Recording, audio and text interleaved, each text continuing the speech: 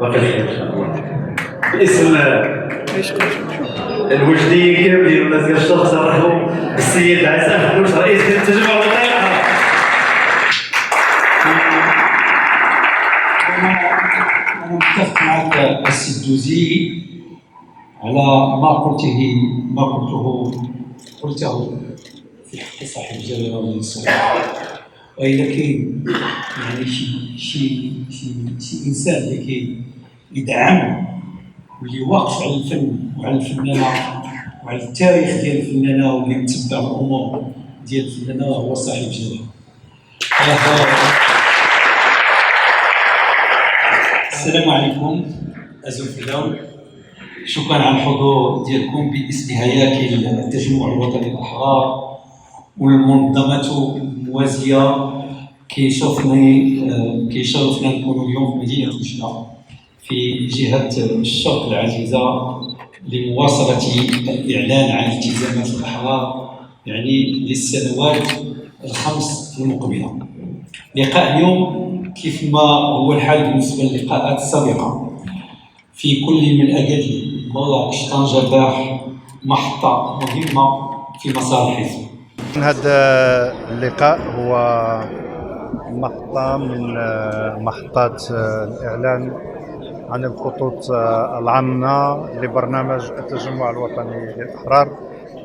محطة وجدة كانت مهمة جدا لأن حزب التجمع الوطني للأحرار ولد هنا في هذه الجهة المعروفة بوطنيتها بمقاومتها وبجدية ساكنتها.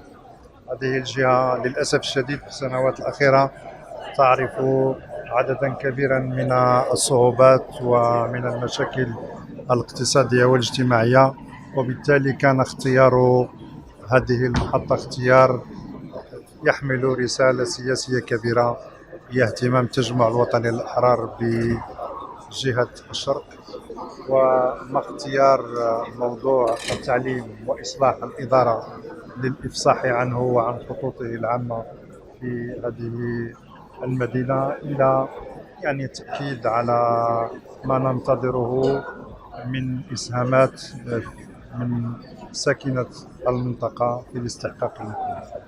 البرنامج للتجمع الوطني الأحرار هو تحصيل لسنوات من العمل الجاد والاستماع والإنصات لمشاكل وتطلعات المواطنين والمواطنات في مختلف المجالات.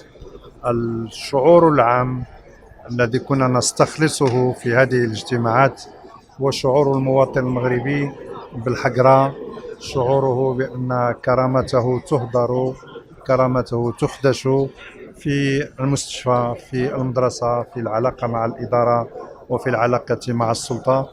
وبالتالي كان لابد أن يكون الخيط الناظم لبرنامجنا هو الدفاع عن دولة الحق والقانون، الدفاع عن حقوق الإنسان، عن حريات المواطن، والتأكيد على ربط المسؤولية بالمحاسبة مع الإلحاح عن لا أحد فوق سلطة القانون. واقع اليوم أنا أتابع هذه التصريحات التي صرح بها رئيس حزب التجمع الوطني للأحرار. هي في الواقع تصريحات مغرية جدا بالمتابعة، خصوصا فيما يرتبط بشقها المتعلق بالتعليم، على أساس أنه طبعا كما يعلم الجميع أن الإنسان الأستاذ والإنسان التلميذ هو محور العملية التعليمية التعلمية. وبالتالي عندما نتحدث عن تحسين مدخول وراتب الأستاذ في بداية مساره بالانتقال من 5000 إلى 7500 درهم، فهذه قفزة نوعية أكثر من 50% في الزيادة. إذن هي تحسين لظروف عمل الأستاذ لمدخوله ولراتبه الشهري، ولكن في المقابل يجب أن يقابلها أيضا استمرارية في التكوين والتكوين المستمر. أيضا بالنسبة للتلاميذ، هناك مجموعة من التلاميذ. هناك الآن المدرسة العمومية المغربية للأسف هي مدرسة طبقية، هي لا توفر نفس الظروف وتكافؤ الفرص بالنسبة لجميع المواطنين ولجميع تلاميذ المغاربة. بالتالي الآن عندما نظر مثلا في العالم القروي هناك مشاكل كثيرة، مشاكل النقل، مشاكل الإطعام المدرسي، مشاكل البعد، مشاكل غياب المرافق الصحية في المدارس إن وجدت. إذا الحديث عن مدارس جماعاتية، المدارس الجماعية، وأيضا توفير النقل، توفير الفواكه والحليب بالنسبة للتلاميذ من أجل تجويد الإطعام المدرسي، هي خطوة يمكن اعتبارها بأنها خطوة جبارة. إذا تمكن الحزب من تحقيقها على أرض الواقع سيكون قد قفز قفزة نوعية في إطار كسر طابو أزمة الثقة الموجود حاليا بين المواطن والمؤسسات والمواطن والأحزاب السياسية. التجمع الوطني الأحرار صدر واحد البرنامج جاب فيه واحد الحلول معقولة اللي قابلة للتنزيل على أرض الواقع. بطبيعة الحال هذا الشيء ما جاش بالصدفة، حيث قام الحزب واحد الدراسة ميدانية، تواصل مع المواطنين عن قرب وعرف المشاكل ديالهم.